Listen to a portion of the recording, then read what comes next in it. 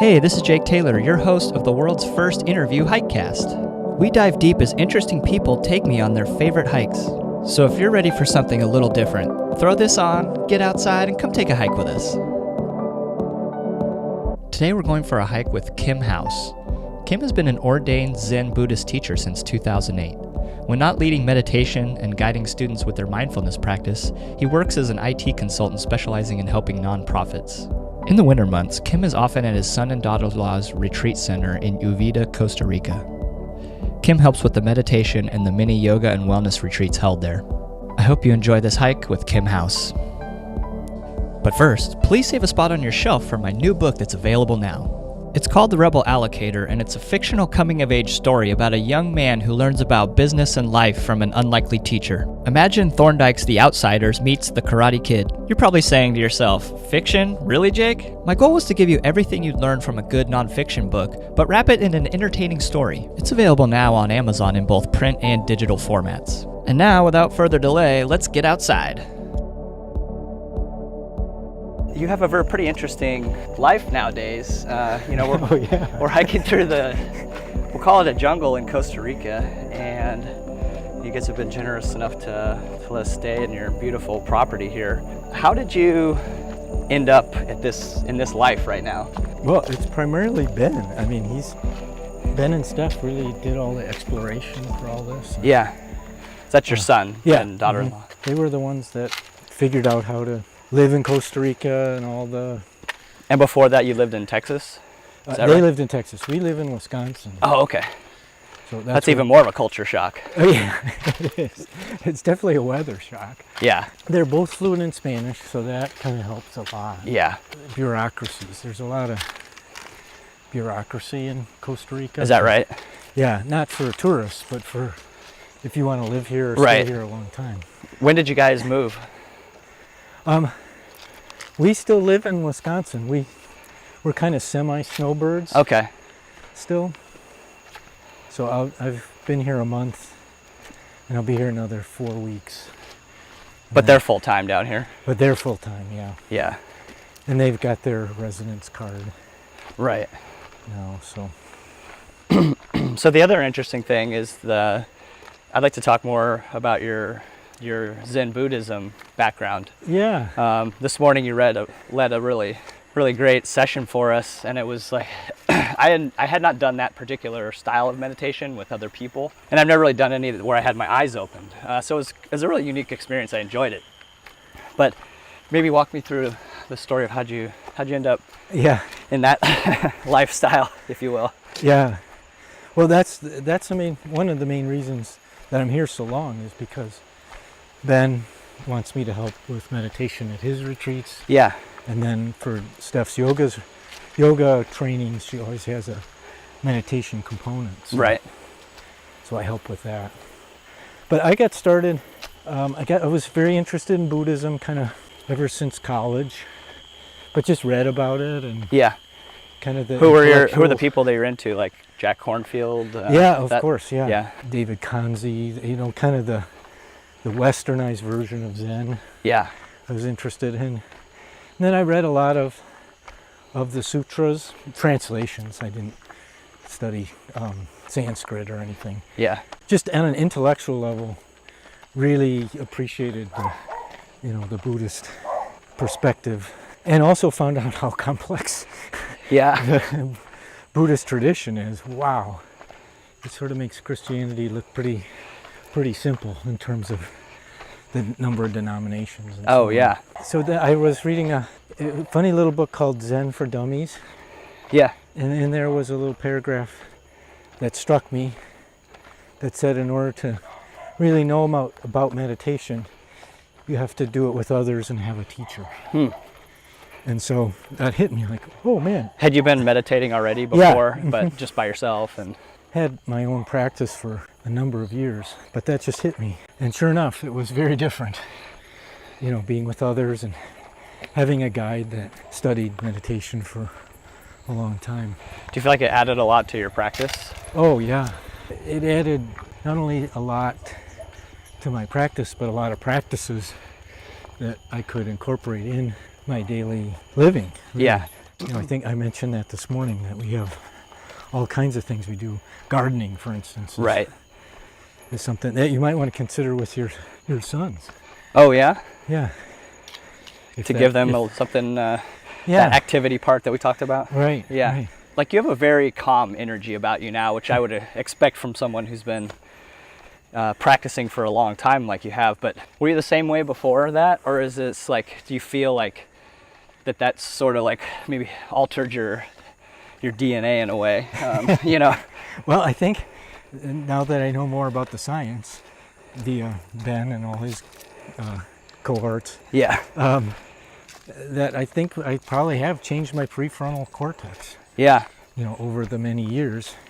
There have been a number of studies, mostly out of University of Wisconsin-Madison, Tibetan monks and nuns, and how their prefrontal cortex is actually physically larger than typical. than you would have than otherwise. Yeah. I think what that does is it allows us to create that gap that we talked about this morning. Yeah.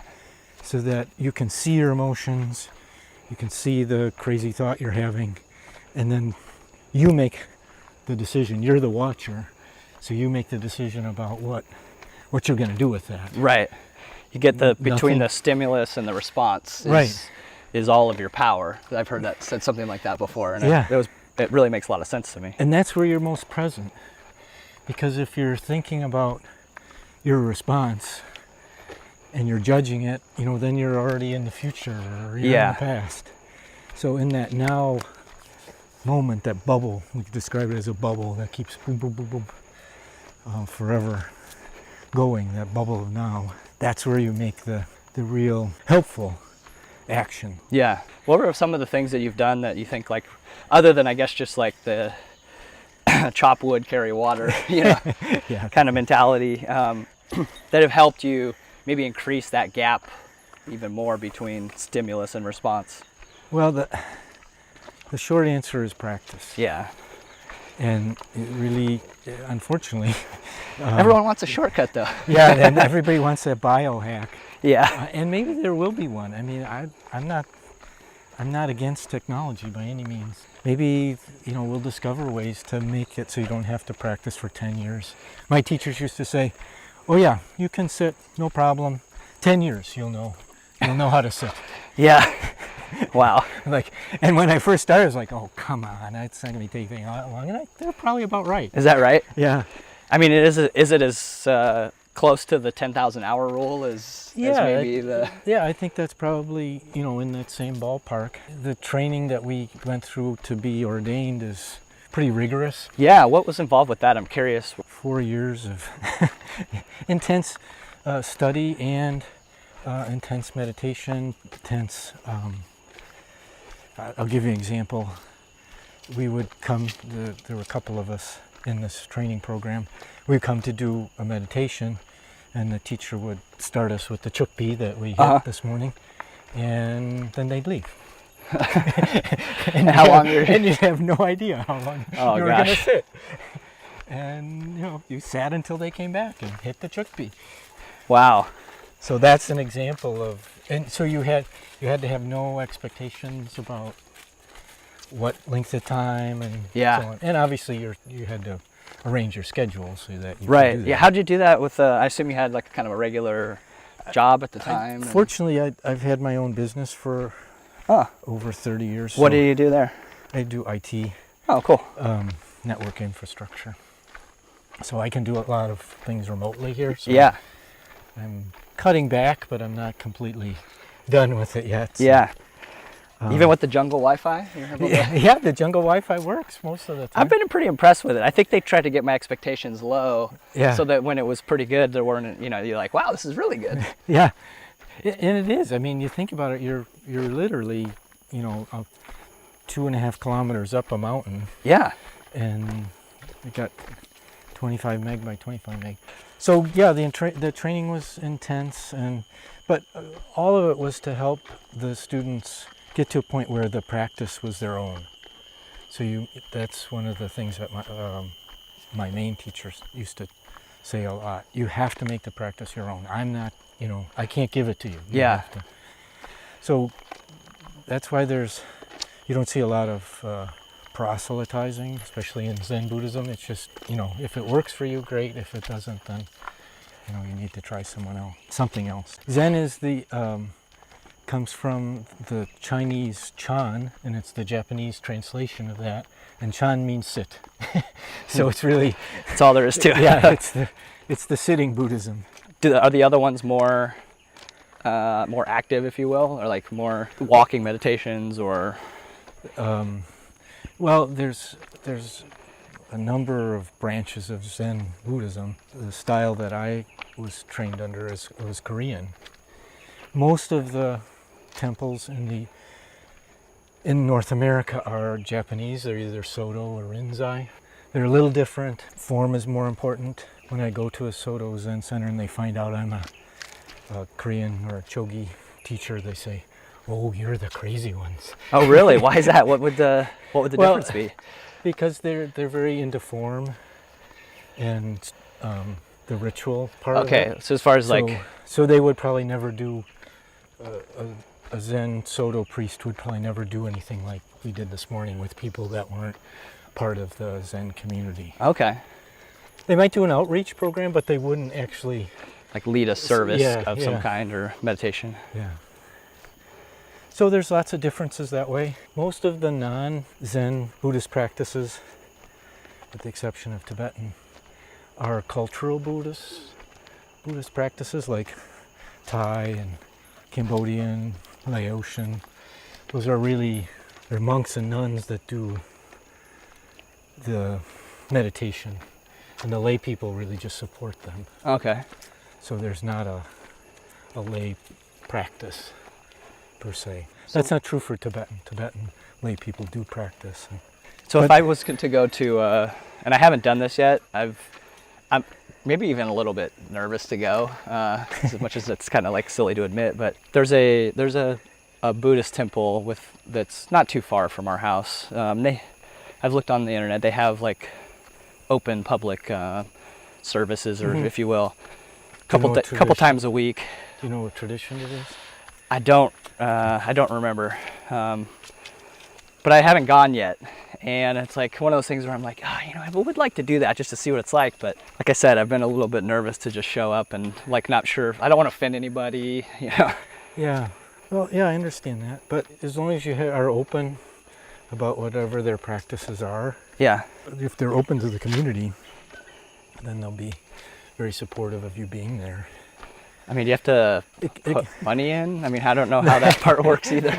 No, that is the Zen communities. That's something that isn't discussed really even. How do they get support then to keep? The people do contribute to the temple. Okay. Some groups have some structure, and but our tradition doesn't have much structure at all. And so it's just whatever the people feel wanna give. Yeah. It's pretty much, again, make the practice your own. Right, if that feels right. If it feels right, if it's important and it's for you and for your family and for the good of the community, then away you go. Does your wife do it with you? Yes, she practices. Yeah. And Ben does, obviously. Yeah. Steph will. Does that make a big difference for you, just to have the whole family sort of bought into it? And yeah, when I was doing the training, Ben was in, he was a senior in high school, I think, when I started that. But I had been going to the Zen Center for a long time. He's like, what's my dad getting into? He thought it was the dumbest thing on the planet. And then he just decided, all right, I got to see what's going on here. He's gone, so much. And, who are these people? I don't know if he was curious or if he was just really checking it out and like, okay, is he getting into a cult? What is this? Because he's really committed. Into this, yeah. And so that's when he started coming to just sit meditation. He was like, oh, okay. And so it took to him. Yeah. He took to it, and it took to him. Exactly. Do you think that's? It seems like there's a lot of experiences or ideas that are almost like an inoculation. Like they take place right away. And there's other ones that sort of like kind of have to grow on you for a while. Do you think that like Zen is more, where do you think it fits on that kind of continuum for most people? I would say it does both. So you can have what are called kenshos. So you have these moments of awakening, like, oh, yes, this is the way the universe works, or here's my place in the universe. And then there's other, there's months and months where you'll work on one kungan or one koan. And feel like you're not making progress. Or... Yeah, and you're not. I worked on one. The kungans are the riddles that the teacher gives you. Yeah, I worked on one for 2 years. Oh man! And so there's both. But Zen teaches that it's the sudden enlightenment school. So at any moment, anyone is a Buddha, and all they have to do is wake up. That's a big difference. It's hard. Big difference between Western, philosophy, certainly religion. There's Buddhism doesn't talk about sin or, unworthiness. It's everybody's a Buddha, and anybody can wake up to that at any moment. Yeah. That's a big difference. It's sometimes hard for people to let go of, feeling guilty. Guilt, yeah. Because they've invested so much in it. Yeah, it kind of becomes part of the identity. Yeah. So do you still have an instructor then or like my kind of an elder? Have passed. So I don't have a... Is that one of those things where you find a new one, or is it like, if you feel like it, you can? I haven't felt like I needed to yet, or at this point. Yeah. I'm doing a number of studies and practices kind of to deepen my meditation practice on my own. And I have students that are very advanced, so working with them, it's kind of sometimes you learn a lot. Who's the teacher? It's not right. Not necessarily. We switch back and forth. Switch roles quite a bit. So, but no, I don't have my teachers have both passed. How deep do you feel like the rabbit hole goes on this? I think a lifetime. Yeah.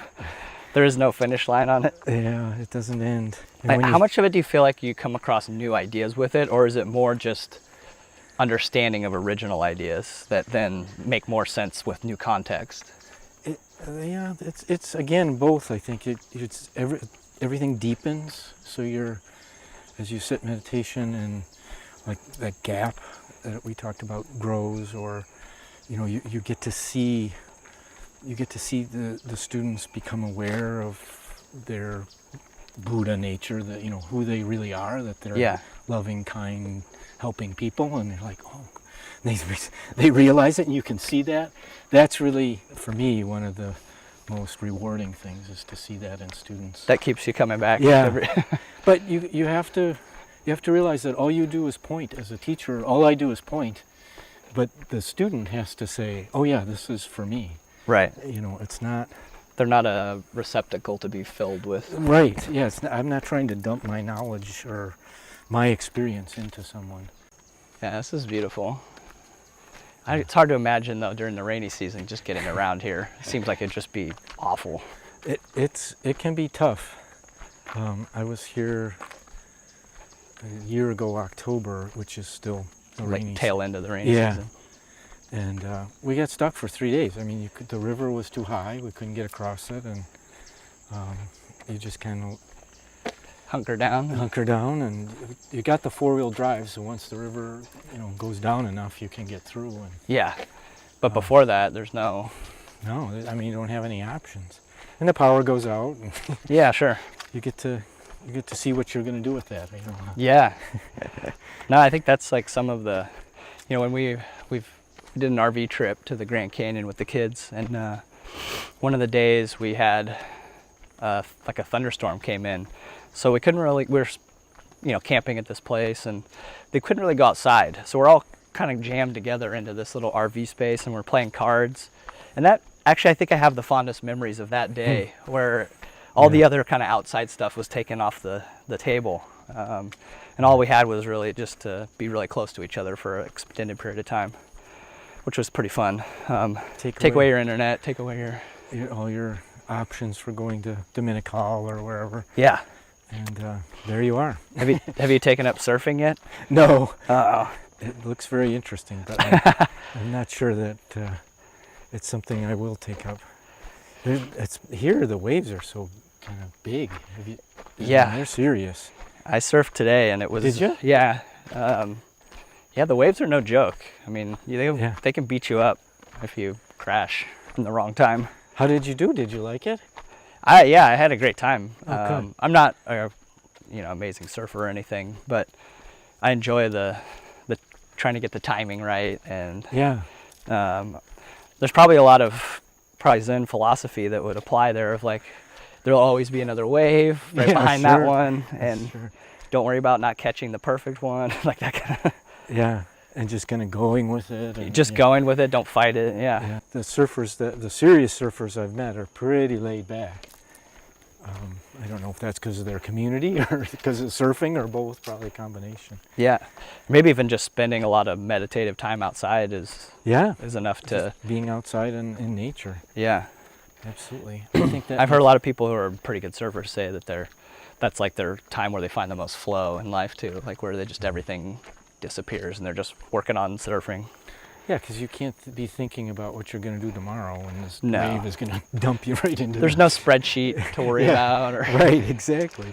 And I think I like doing the meditation here because you're surrounded by all this non-thinking. It's just, this has been this way for at least hundreds of thousands of years, if not more. If we don't muck it up, it'll be here, just as long. So. Yeah, that's true. I noticed this morning during our meditation, I really appreciated the animal noises as something to just kind of have your mind to chew on. Yeah. As, they were stimuli, in a otherwise kind of stimuli deprived environment. And you could let it go, because they're not going to, you don't know what they're saying and you don't know how to interpret it, but so you could just let it go. It's not good or bad. It's really quite Zen, to have the bird calls, especially, I think, are lovely. Yeah, that was mostly what I was focusing on. Actually, the cicadas too. They're surprisingly loud. They get louder as the year goes. They just started. Oh, really? They're going to be louder later? Oh, yeah. And by March, they're just ringing, deafening. You can't wait for 6:30 to come along and they shut down. Is that right? Yeah. Once the sun goes down, they're pretty much quiet. Have you had any animal run-ins for yourself here? No, I have not had anything remotely. I've had some nice sightings. Yeah. Saw a jackamundi once on the road. What's that? That's a little jaguar, puma. They have big giant feet. It was all black. It was really cool. Huh. Seen a number of interesting birds, but no kind of run-ins. The closest was Kevin and I were coming actually on this road, and we came around either this curve or the next one, and there were a troop of howlers. Oh yeah. Right here, and we startled them because we were being quiet. Yeah. They didn't hear us, and they don't like dogs, and they just went nuts. Oh yeah, trying to scare you off. No, they were just screaming, and they were running away from us. But it was startling because they were so loud. Yeah, I mean, we can hear them sometimes at night here, and I'm sure they're pretty far away, but they're loud. Yeah. It travels a couple miles, supposedly, the sound. Yeah, I would believe that, especially across a valley or something. Yeah. We were talking about your boys this morning. Oh, yeah. I think, just kind of introduce them slowly to some of these more active practices.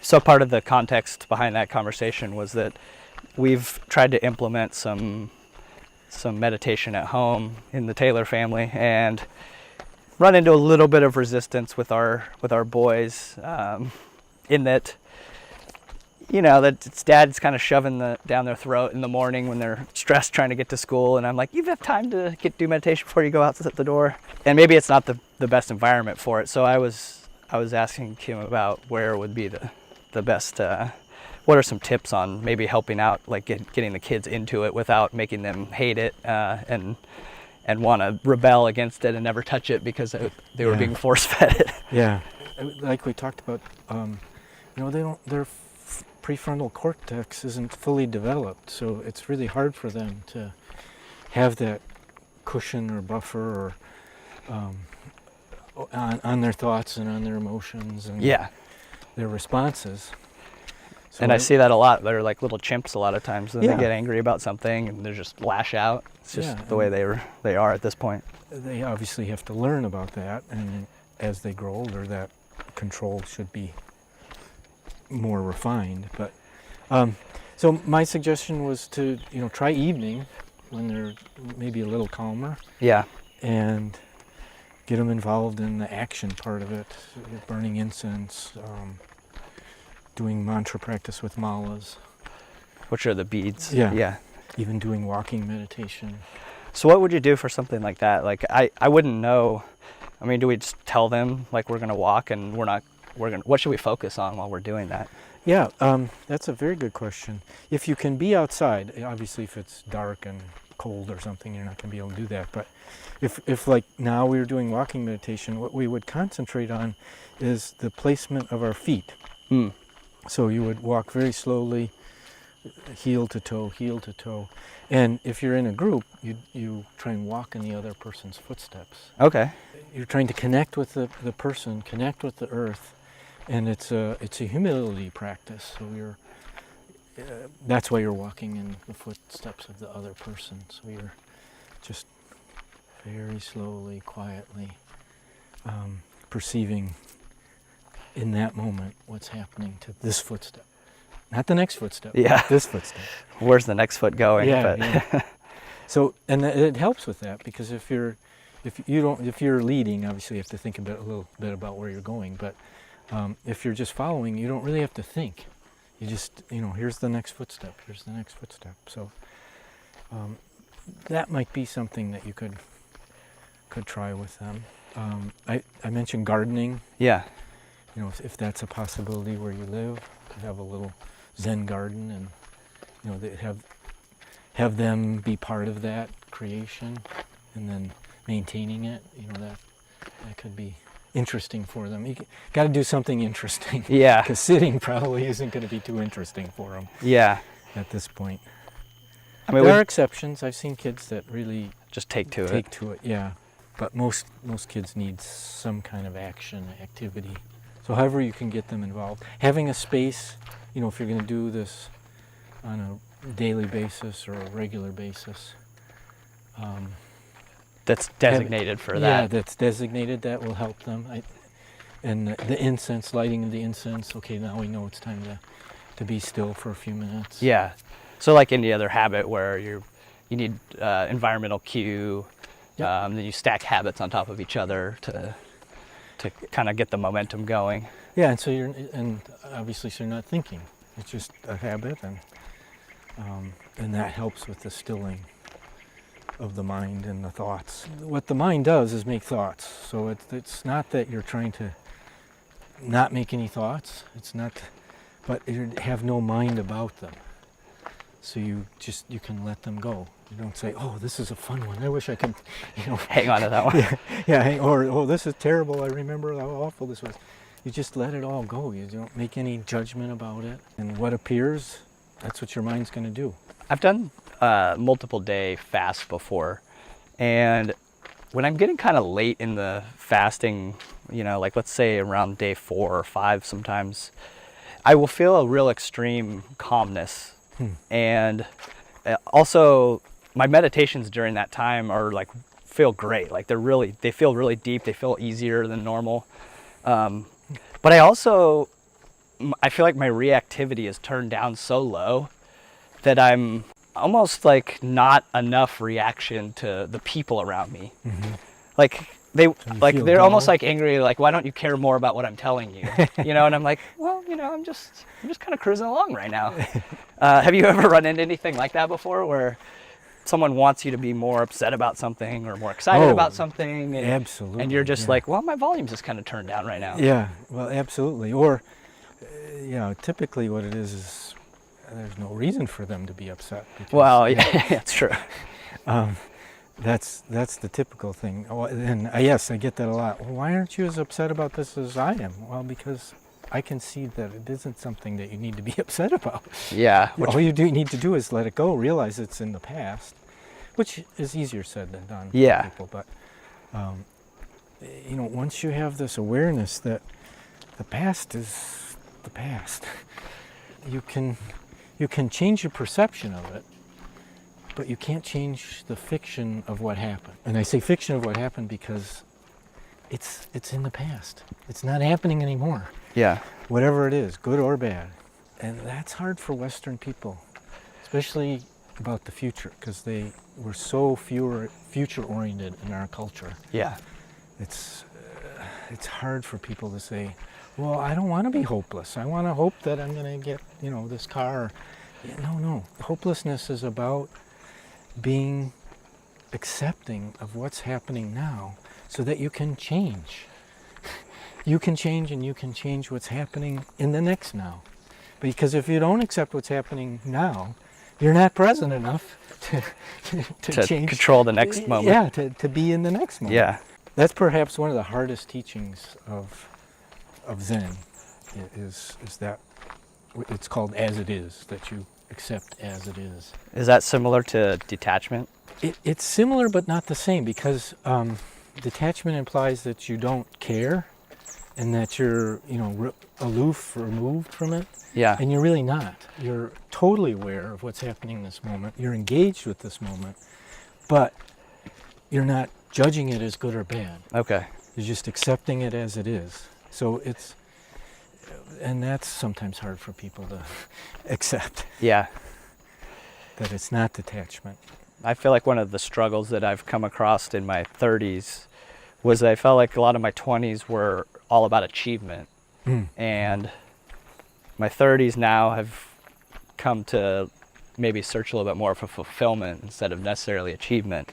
But that balance, and depending on which set of friends you're around, how do you turn those knobs in life, and especially in a Western society, I found to be not the easiest thing to navigate. It's a difficult culture to not get caught up in whatever it is, consumerism or youthfulness, all the things that are advertised as the thing to make you happy. Right. But the thing that can make you happy is this moment. That's the only thing that can make you happy, is this, because that's all we have, is this moment. This grasping for the next thing, or even the next biohack, which I don't have anything against technology. A lot of it's very cool. It's the attachment to it. That's the problem. Yeah. Where people get attached to, okay, I got to have the next iPhone, or I won't be happy. Yeah, and it ends up feeling like a sugar high. Yeah, and probably for maybe even 2 days you're really happy about it's cool, because it is cool. But then it becomes regular life again. Yeah, and then you got to wait at least a year for the next model iPhone to come out. That's a tough one to do, and even. So, sorry to interrupt. Yeah. So you achievement versus fulfillment. Yeah. The fulfillment, it happens in this moment. It's not what happens in the future, or it's not that you were fulfilled in before the past and now you're not. Yeah. Achievement is definitely Western stuff. Yeah. And that's not bad. There's nothing bad about it. It's the attachment. If I don't achieve this, then I'm not a worthy person. That's what creates problems. That's what creates suffering.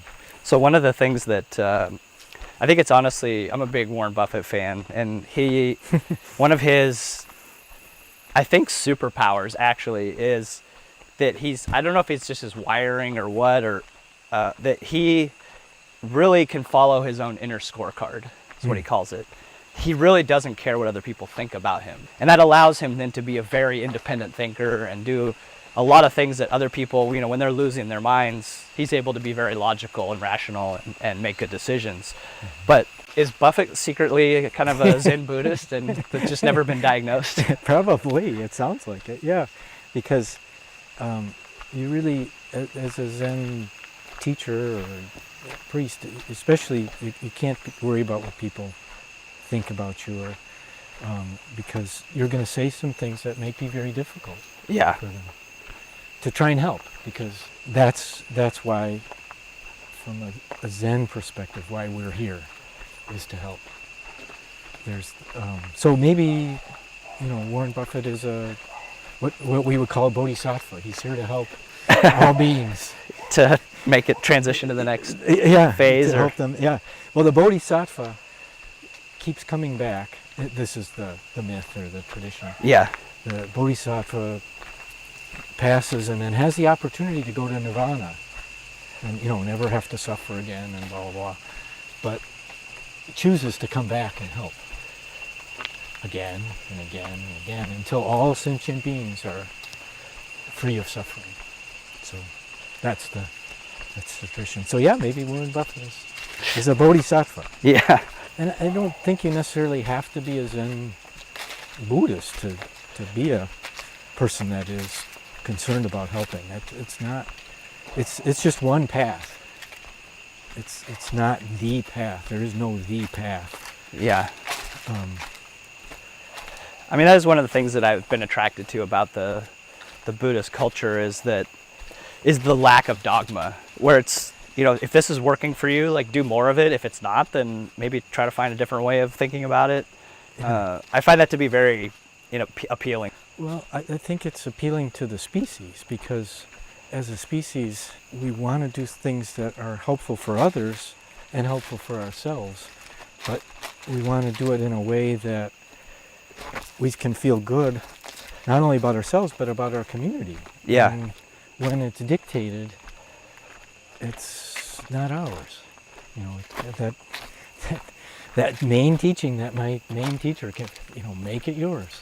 It keeps coming back again and again and again.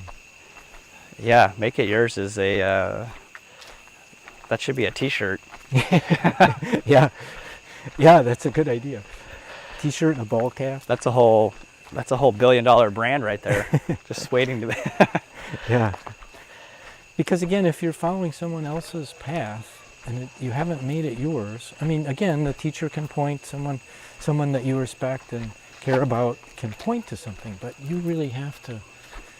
It has to be your involvement, your energy. Yeah. Not just a passive following.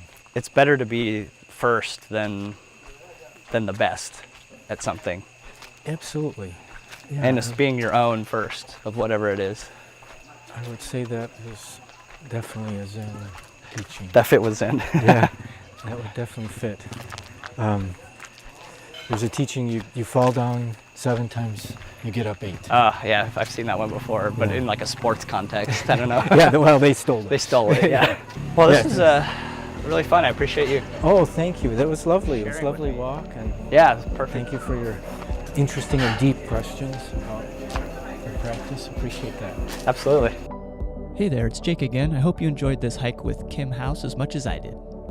If you like this Hikecast format, or maybe even want to take me on your favorite hike, shoot me an email at 5goodquestions@gmail.com, all spelled out. Lastly, be on the lookout for my first literary effort, The Rebel Allocator. Hopefully I'll see you on the trail soon.